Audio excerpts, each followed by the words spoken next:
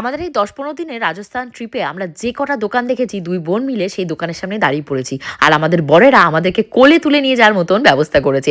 কেন এরকম হয়েছে চলো তোমাদেরকেও দেখাই। বাই দ্য ওয়ে আজকে কিন্তু ছিল মরুভূমিতে আমাদের লাস্ট দিন। এখনই চেক আউট করবো আর চেক আউট করে বেরিয়ে যাবো জয়সালমীরের জন্য।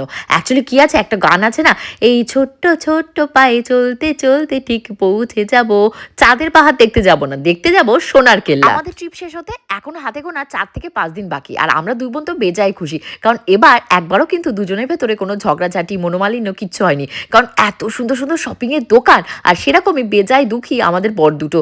এত শপিং করাচ্ছি আর কুলি মুজুরদের মতন তাদেরকে দিয়ে মালপত্র তোলাচ্ছি।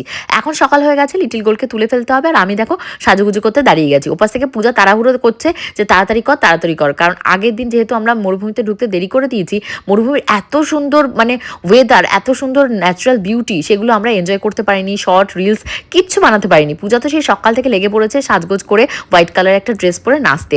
আর বাই দ্য ওয়ে তোমরা কিন্তু অবশ্যই কমেন্ট করে জানিও আমার এই ড্রেসটা কেমন লাগছে। অ্যাকচুয়ালি এত জামা কাপড় টেনে নিয়ে গেছি, কোনটার সাথে কোনটা পরবো সমস্ত খেয়ে হারিয়ে ফেলেছি। কারণ এক জায়গায় কোথাও খুব গরম, কোথাও খুব ঠান্ডা, কোথাও না আমি ফুল হাতা পরতে পারছি, কোথাও হাতাকাটা পরতে পারছি, কি যে একটা অবস্থা কে জানে। তারপর আমরা এই যে এখন জয়সালমীরে পৌঁছে গেছি।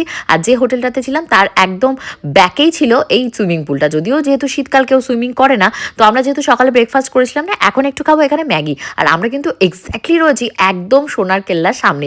এখান থেকে জাস্ট ২ পা হাঁটলেই চলে যাবো সোনার কেল্লায়। সোনার কেল্লা দেখার যে বিশেষ ইচ্ছা আমার ছিল তা নয়, কিন্তু ওই যে স্বর্ণজিৎ যে আমাদের মানে এই ট্যুরটা প্ল্যান করেছে, সে কিন্তু আমাদের বারবারই বলেছে প্রত্যেকটা জায়গায় নিয়ে যাবো, প্রত্যেকটা জায়গা সুন্দর। আর সেরকমই সুন্দর লেগেছে।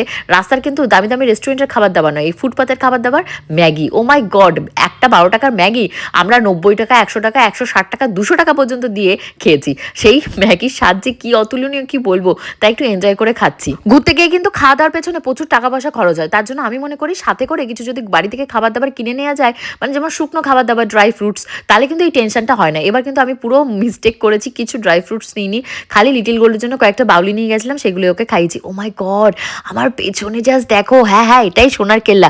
পরবর্তী ব্লগে তোমাদেরকে দেখাবো সোনার কেল্লার ভেতরে ঢুকে আমি কি কি জিনিস দেখলাম, কারণ আমি ভীষণই এক্সাইটেড। আমি তো মুভিতে দেখেছি সোনার কেল্লা, ফেলুদা সিনেমায়, আর কোনো সময় জানো তো আমি ভাবিও নি আমি এইরকম একটা জায়গায় আসবো আর সেটা দেখবো, আর সব থেকে বড় কথা তোমাদের সাথে শেয়ার করবো।